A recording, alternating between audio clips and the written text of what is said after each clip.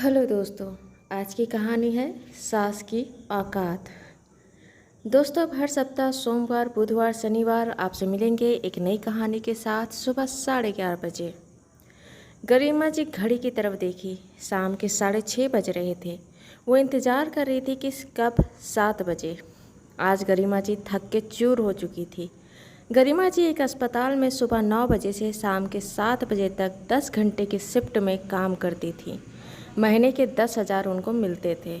सुबह घर से आने के समय वह शाम का भी सब्जी बना लेती।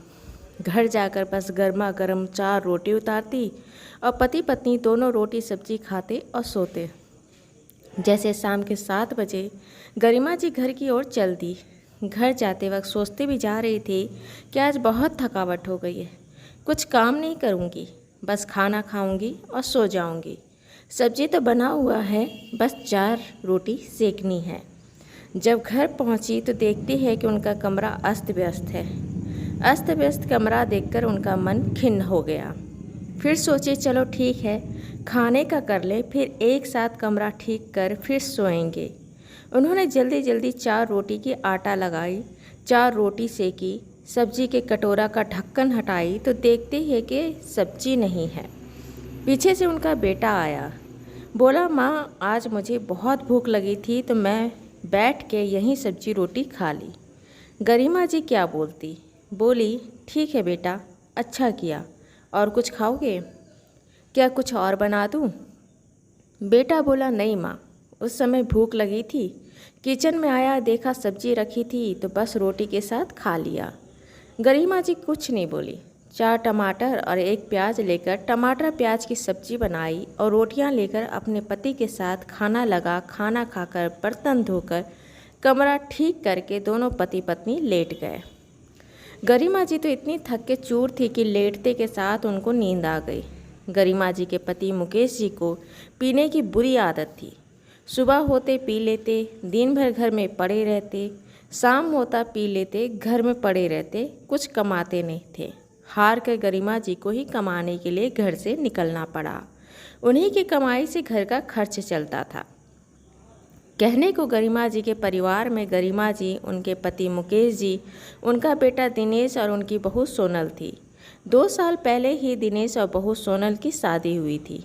गरिमा जी बहुत अरमान से सोनल को अपनी बहू बनाकर घर लाई थी, लेकिन बहू बनकर घर आने के बाद सोनल और गरिमा जी की बिल्कुल नहीं बनी। एक पूर्व था और एक पश्चिम। गरिमा जी समझ गई कि उनकी बहू से उनकी नहीं बनेगी, नहीं चलेगी। उन्होंने सोनल से किसी भी तरह का उम्मीद करना छोड़ दी। बस साथ में एक घर में रहते, लेकिन दोनों का साथ रहने का कोई औचित्य, कोई मतलब नहीं था। उनकी बहू सोनल न गरिमा जी के कमरे में झाड़ू लगाती, न उसकी सफाई करती और ना ही गरिमा जी और उनके पति मुकेश जी का खाना बनाती। लेकिन गरिमा जी अगर खाना बनाती तो वह खाती बिल्कुल शौक से। गरिमा जी अपने बेटे दिनेश जी को हर चीज़ नहीं बताती। कहते हैं ना, कुछ औरत अपने बेटे का मोह इतना रखती है, अपने बेटे से इतना प्रेम रखती है कि अपनी बहू का बुरा व्यवहार भी सहती है। इन्हीं में एक थी अपनी गरिमा जी। 10 दिन बाद करवा चौथ का त्यौहार आने वाला था। गरिमा जी और सोनल का आपस में बिल्कुल बात नहीं होता था। गरिमा जी का रविवार के दिन उनकी हॉस्पिटल से छुट्टी होती थी। वह बाजार गई। चूड़ा का एक सेट, नेल पॉलिश, बिंदी जो उनकी हैसियत के हिसाब से वह कर सकती थी, उन्होंने खरीदा और अपनी बहू को दी। वह कहती है कि उनका फ़र्ज है अपनी बहू को लेकर चलने का। उनका जो फ़र्ज है वह करेंगी। जब करवा चौथ बीत गया तो एक शाम के समय पर किसी बात पर विवाद हो गया। सोनल टिफ़िन का डिब्बा उठाकर बाहर फेंकी जो गरिमा जी से 1 हाथ की दूरी पर गिरा। गरिमा जी को उस दिन बहुत ठेस लगी। सोनल का व्यवहार खराब होने का सबसे बड़ा कारण यह था कि सोनल के मन में यह था कि वह ज़्यादा हैसियत, ज़्यादा अमीर घराने की है। सोनल के पिता जो गरिमा जी को बहुत करीब से जानते थे, वह उनकी गरिमा भरी व्यक्तित्व से परिचित थे। सोनल अपनी माँ पिता की इकलौती संतान थी। सोनल के पिता को हमेशा एक डर बना रहता था कि उनकी बेटी की शादी कहीं ऐसे घर में ना हो जाए जहां उनकी बेटी को परेशान किया जाए। इसलिए जब वे गरिमा जी से मिले और उनके व्यक्तित्व से परिचित हुए कि वह कितनी शांत और अच्छी हृदय औरत है, तो उन्होंने अपनी बेटी के लिए उनके बेटे का हाथ मांगा।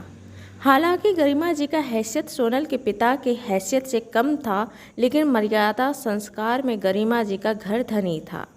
सोनल के पिता ने गरिमा जी के बेटे से सोनल की शादी करा दी, लेकिन सोनल जब शादी कर घर आई तो उसे हमेशा इस बात का घमंड रहा कि उसकी हैसियत बहुत ऊंची है। उस दिन झगड़ा होने पर सोनल ने चिल्लाते हुए कहा कि तुम्हारी औकात क्या है? मेरे घर के सामने, मेरे पिता के औकात के सामने तुम्हारी औकात कुछ नहीं। उस दिन गरिमा जी का सब्र का बांध टूट गया। उन्होंने सोनल को हाथ दिखाते हुए चुप रहने का इशारा किया और बहुत ही गरिमा से कड़े शब्दों में कही, तुम औकात की बात मत करना। मेरी औकात यह है कि आज तुम मेरे घर में खड़ी हो। अगर मेरी औकात नहीं होती तो तुम आज मेरे घर में खड़ी नहीं होती। मत भूलो कि तुम मेरी बहू हो और मैं तुम्हारी सास। तुम्हारी औकात कितनी भी हो, लेकिन मैं तुम्हारी सास ही रहूँगी और तुम मेरी बहू हो और बहू ही रहोगी, मेरी सास नहीं बनोगी। इस बात का ध्यान रहे।